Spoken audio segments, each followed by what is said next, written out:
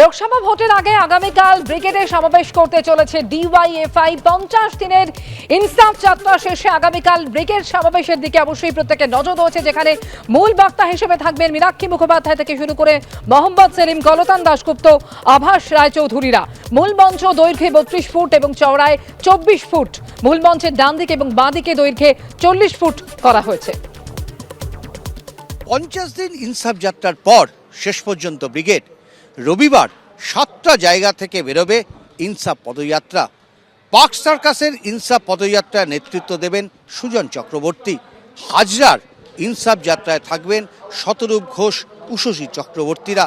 এছাড়াও হাওড়া এবং শিয়ালদা স্টেশন থেকে যে ইনসাফ যাত্রা আসবে তাতে নেতৃত্বে থাকবেন যুবর এক একজন রাজ্য কমিটির সদস্য। গত লোকসভা নির্বাচন এবং বিধানসভা নির্বাচনে সেই অর্থে সাফল্য আসেনি, দুটো নির্বাচনেই তারা শূন্য। পঞ্চায়েত নির্বাচনে লড়াই করেও সেই অর্থে কিন্তু তারা দাগ কাটতে পারেনি। তাই এবারের লোকসভা নির্বাচন তাদের কাছে সবচাইতে বড় চ্যালেঞ্জ। এখনো পর্যন্ত ব্রিগেডে আসার জন্য বিভিন্ন জেলা থেকে কর্মী সমর্থকরা আসতে শুরু করেছেন। বিশেষ করে উত্তরবঙ্গে এবার প্রচুর মানুষ ব্রিগেডে আসছেন, এমনটাই যুব নেতৃত্বের কাছে খবর। তারা মনে করছেন এবারের ব্রিগেডে যত মানুষ আসবেন তা অতীতের সমস্ত রেকর্ডকে ম্লান করে দেবে। আর এই ভরা ব্রিগেডের মঞ্চে দাঁড়িয়েই তারা লোকসভা নির্বাচনে কোন বার্তা নিয়ে লড়তে চায় তা স্পষ্ট করবেন তাদের কর্মী সমর্থকদের কাছে।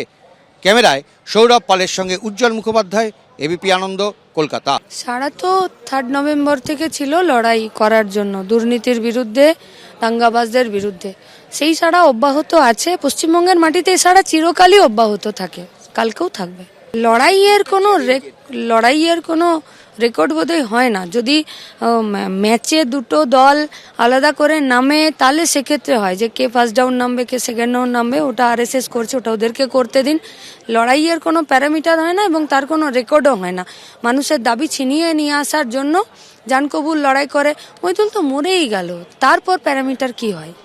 গোটা রাজ্যের লড়াকু মানুষেরা আসবে না, ডিওয়াইএফআই এসএফআই তো থাকবেই। ডিওয়াইএফআই বিভিন্ন জায়গা থেকে মিছিল এসে পৌঁছবে ব্রিগেডে। কোথা থেকে মিছিল আসবে, ব্রিগেডে কিভাবে বন্দোবস্ত করা হয়েছে, কারা কারা থাকবেন মিছিলে, নেতৃত্ব কারা দেবেন, ব্রিগেডে কারা বক্তব্য রাখবেন, সমস্ত কিছু আপনাদেরকে জানাবো। কথা বলবো, আমাদের সঙ্গে এই মুহূর্তে রয়েছেন আমাদের প্রতিনিধি উজ্জ্বল মুখোপাধ্যায়। উজ্জ্বল,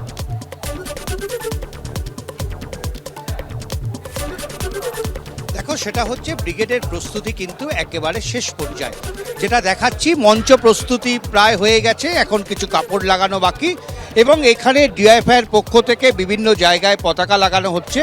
এবং দূরে যে দেখতে পাচ্ছ ইতিমধ্যেই কর্মী সমর্থক তারা কিন্তু ব্রিগেডে আসতে শুরু করেছেন। মূলত উত্তরবঙ্গের যারা কর্মী সমর্থক আছেন তারা কিন্তু ইতিমধ্যেই ব্রিগেডমুখী এবং নেতৃত্ব তারা দাবি করছেন যে এখনো পর্যন্ত তাদের কাছে যা খবর তাতে প্রচুর মানুষ তারা ব্রিগেডের দিকে আসছেন এবং তাদের যা হিসেব ছিল তার থেকেও অনেক বেশি মানুষ ব্রিগেডমুখী হচ্ছেন, এমনটাই কিন্তু নেতৃত্বের কাছে খবর। তুমি দেখতে পাচ্ছ যে বাঁকুড়া থেকে বেশ কিছু কর্মী সমর্থক তারা কিন্তু ব্রিগেডের উদ্দেশ্যে ব্রিগেডের মাঠে আসছেন মিছিল করে এবং সকাল থেকে কিন্তু আমরা এই ছবি দেখেছি।